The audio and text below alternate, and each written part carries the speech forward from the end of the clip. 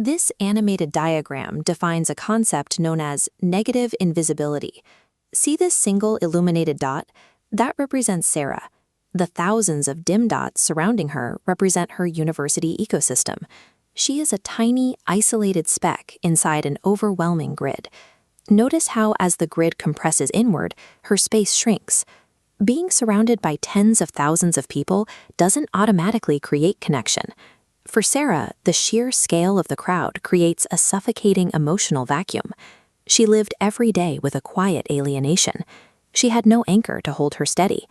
Walking across the quad, she carried the heavy certainty that she could simply vanish and nobody would even blink.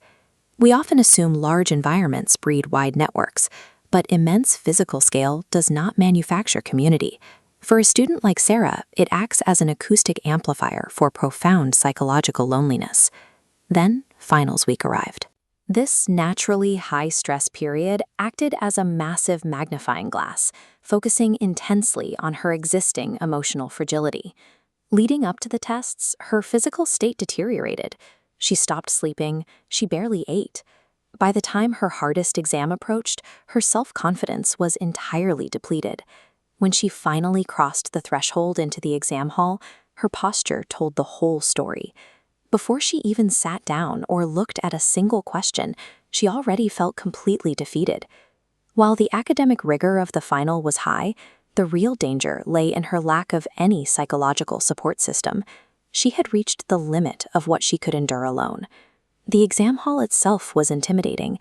It was massive in scale, rigidly organized into endless rows, completely silent and physically freezing.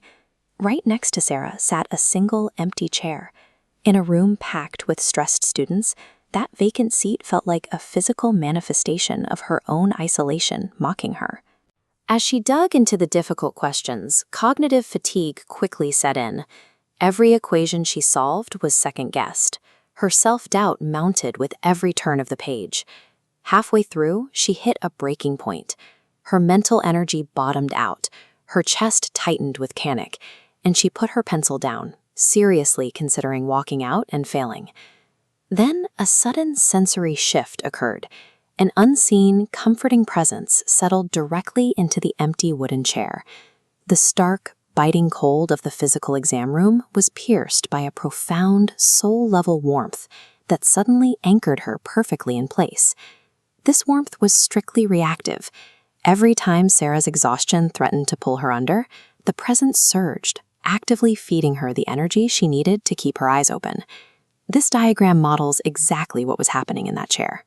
We see a cyclical feedback loop where her depleted energy gauge is systematically replenished by rhythmic pulses from an invisible external source node. It was a real-time psychological energy transfer. The intervention reached its absolute peak near the end of the test. Sarah felt a distinct, sudden, and entirely inexplicable nudge directed straight into her conscious mind.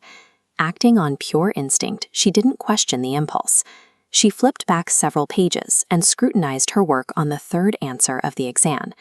Gripping her pencil, her shaking hand frantically erased a massive, otherwise failing mistake she discovered hidden on the page. That single correction on question 3 provided the narrow margin she needed to stay above the failing threshold. Without that nudge, she would not have passed. Minutes later, time was up. The professor collected the papers, and Sarah quietly gathered her things and exited the physical space of the hall. When the grades were posted weeks later, the result of that intervention was clear. Because she corrected that third answer, she officially passed the finals. But the grade mattered less than the shift in her steadying pulse.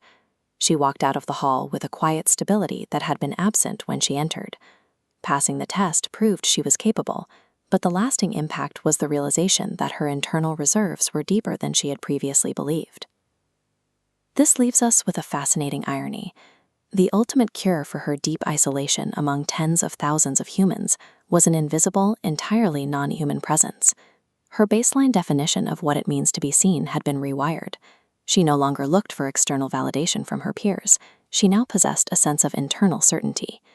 This newly born confidence functioned as a psychological shield. It insulated her against the massive, overwhelming scale of the university that used to feel so threatening. True comfort and unshakable confidence don't come from being surrounded by a crowd. They are born from the realization that even sitting quietly in an empty room, we are never truly alone.